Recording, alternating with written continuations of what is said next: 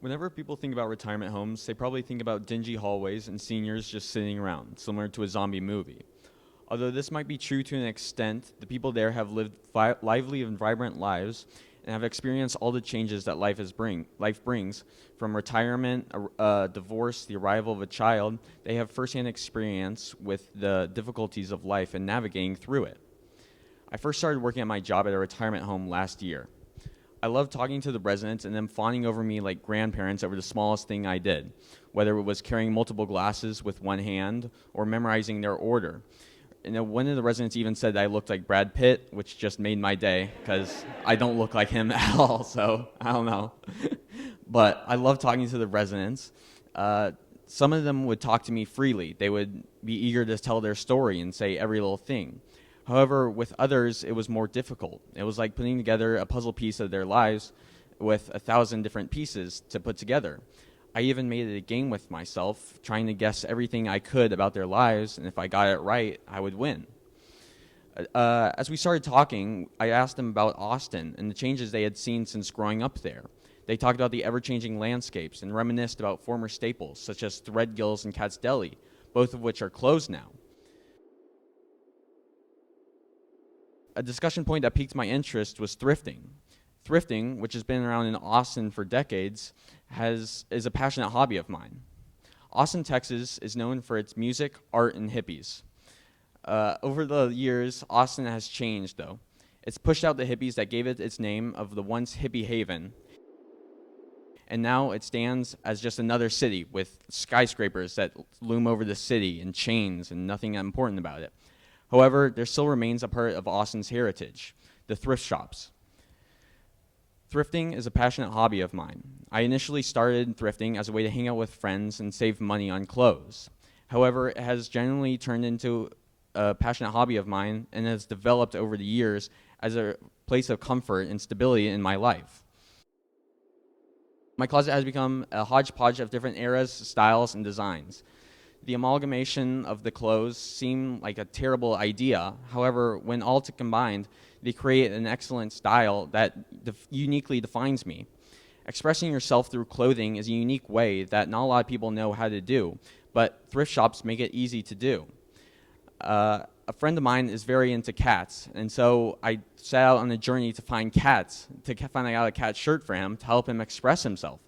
I found a shirt that said burrito with a cat inside a burrito, and it was the ugliest shirt that I had ever seen, but it helped him express himself through clothing in a way that you wouldn't be able to do at a regular retail store due to the mass-produced nature that only follows trends. I've even hosted 80s themed parties and Halloween costume parties as an idiosyncratic way of getting together with my friends, which goes back to the original reason of why I started thrifting in the first place, to hang out with my friends and have fun. I didn't expect this to take me as far as it did, and it's become such an important part of my life that I try to go once every 2 weeks. I found that routines are the perfect counter to change because of thrifting. I started going once every 2 weeks, and it's become such a part of my life that it provides a sense of structure and routine and stability. Routines are an important part of our lives that we can use to better ourselves by freeing up mental space in our heads. Routines help us both mentally and physically. A job, fitness, school, and studying are all examples of things that I have made into routines that have helped me. A routine can even be as simple as brushing your teeth or eating breakfast in the morning. Simply making it a part of your life and doing it consistently can help you better yourself in your mind and body. This has taken me, seeing my sisters transition from 5th to 6th grade, it was a major shock for me. I remember being in their shoes at their age and how tough it seemed. There were thousands of new options and varieties. The transition from 8th to 9th grade was especially treacherous because of this. I wasn't sure of what to do or how to best handle it, but I persevered because of the routines I found from thrifting. I incorporated routines into my everyday life, and because of thrifting, because of the sense of comfort and stability that it provided, I started doing that with everything that I did, whether it be doing homework at a certain time or going to the gym before or after school. I started incorporating these things into my life as a way to better myself in a way that in the only way that I could know how, in the way that only I knew how. Although I can't tell my sisters what to do, unfortunately, like telling them to be quiet or anything, I can, however, provide them with guidance and recommendations, and I would recommend routines. Seeing as a personal experience that I've gone through with them and how much it has benefited me from this personally.